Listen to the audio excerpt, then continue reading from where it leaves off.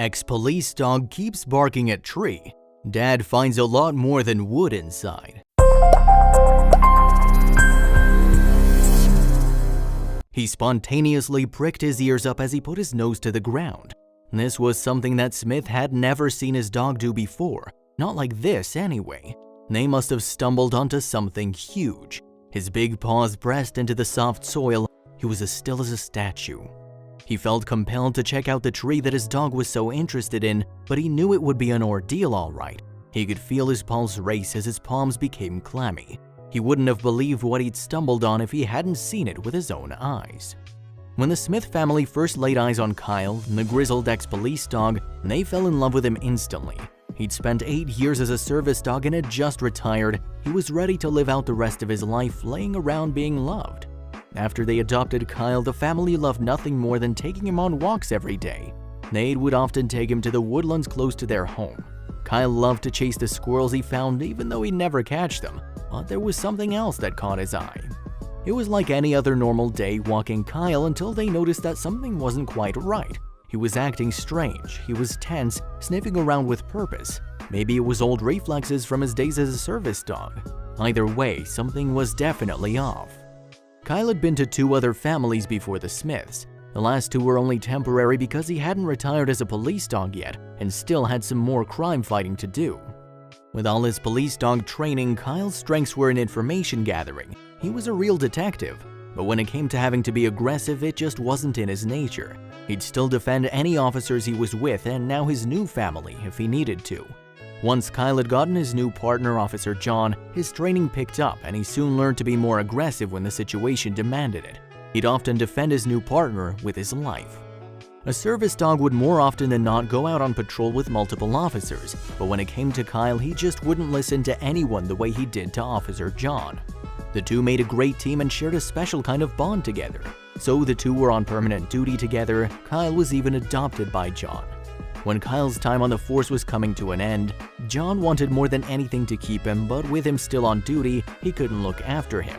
Kyle deserved a loving home with constant attention, and John knew he couldn't give him that. He decided to do what was best for him. That's why he gave him to the Smiths. The Smith family and Kyle were getting along really well. They ended up exercising way more than they used to because of the daily walks, and they felt reassured that they had a new guardian that would keep them safe, until they went for a normal walk in the woods one day. Their house was in the countryside and had a massive woodland that surrounded it on all sides. It was a great perk for Kyle. Any normal dog would have run rampant in the woods chasing after all manner of wildlife. But Kyle found something else. The day started out as it usually did. They started their walk and Kyle bounded ahead of them. They walked the path that they always had, then Kyle insisted they go explore a different route. That's when the family noticed their dog was acting very strange. Kyle had never been out of the city for this much time before. He loved his daily walks in the woods with his new family, but today there was something different they hadn't anticipated. For some time when Kyle was at home, he started acting strange. He didn't want to eat and wasn't as animated as he normally was. But on the walk, he was happy with his tail wagging and bounding about in the wood. They could see that this is how he must have been when he was still in the service. His old reflexes from his police days kicked in as he started burying his nose in the earth, following a trail only visible to him. The family tried to call him back to the path, but he was too focused on the scent. It wasn't out of the norm for a dog to sniff the ground sometimes on walks. Kyle would sometimes find all manner of wildlife where they walked. One time he'd even found someone's old clothes. If this hidden trail had something to hide, Kyle would seek out and find it. But the scent that he'd found this time seemed to make him anxious, something the family had never seen before. They had to keep going now that they were invested. The family felt that it was strange behavior for Kyle. Maybe above them, there was something hiding in the trees, a small animal perhaps. It could have been taunting their dog, knowing he couldn't reach them. But as they looked up, all they saw were twisted branches where leaves would be in spring. Kyle had found something that so far was invisible to them.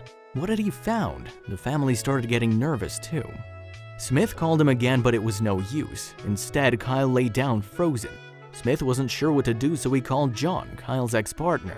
John explained that Kyle was trained to do this if he picked up a scent that was out of the ordinary or presented a danger. He told Smith to investigate the tree, but to be careful as it could be dangerous. Is it drugs, Smith thought? No, what he'd find was so much worse. As Smith approached the tree, he saw that the bark was loose. Kyle began to bark loudly. Feeling encouraged, Smith braced himself and peeled it back, revealing the hollow inside of the tree. After peering into the dark, suddenly his eyes focused and he jumped back. It wasn't drugs. Kyle, on high alert, awaited his follow-up command. Without a moment's hesitation, Smith pulled out his phone and called the only person he could think of. He shakily dialed John's number. With his voice trembling, he described exactly what Kyle had found in that old tree. John, highly disturbed and utterly incredulous, rushed to gather forensics experts before they all raced out to the scene. For John, the trip down to Kyle's new home was excruciating and took far longer than he realized.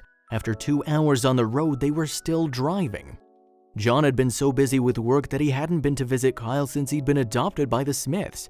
He felt a stab of guilt about his old partner as they finally arrived.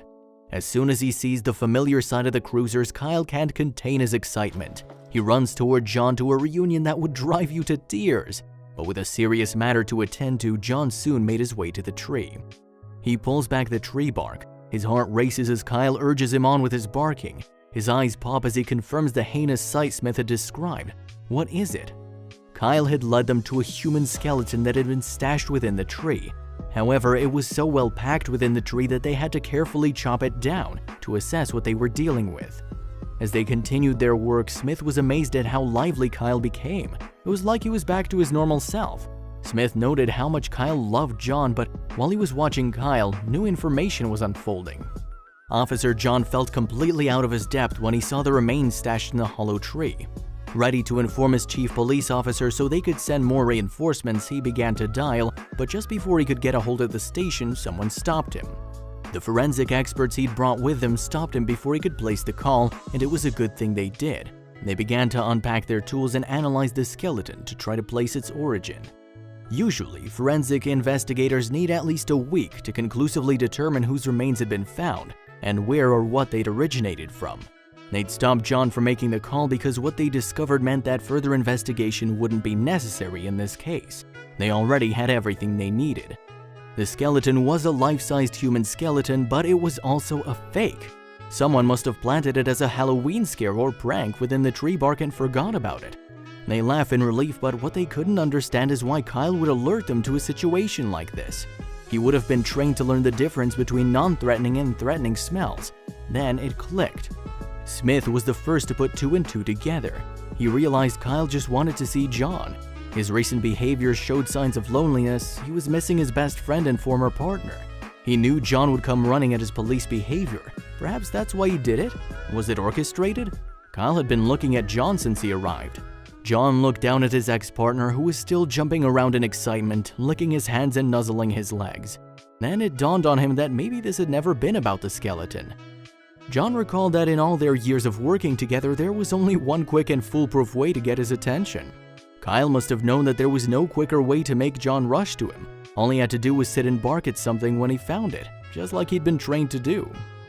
John couldn't help but laugh out loud when everything began to make sense. He bent down and scratched Kyle's head and looked deeply into his brown eyes. Kyle's signal was a secret message for John, the partner he'd missed so much. He'd missed him so deeply that he had to figure out how to see him again. Even though Kyle hadn't seen John since he moved to his new home, he remembers the days when they worked together and remains loyal. John, still looking into Kyle's eyes, was incredibly moved by his display of unwavering loyalty and love. He decided to stay at the scene for a little longer so that he could spend some quality time with his ex-partner. As they walked around the woods alone, John could see how happy Kyle was. And before leaving, John made a promise. He was going to visit Kyle as much as he could. Now, John looked back at him for a while and laughed wholeheartedly. He looked at Kyle wagging his tail with a goofy grin, still jumping up and down from happiness. John felt a sudden pain of guilt and heartache, but knew he'd made the right decision. With Smith by his side, petting Kyle and laughing with the ruckus he caused, he thought, what a smart old pup. This story illustrates how little credit we give dogs, but sometimes a dog is smart enough to save an entire family.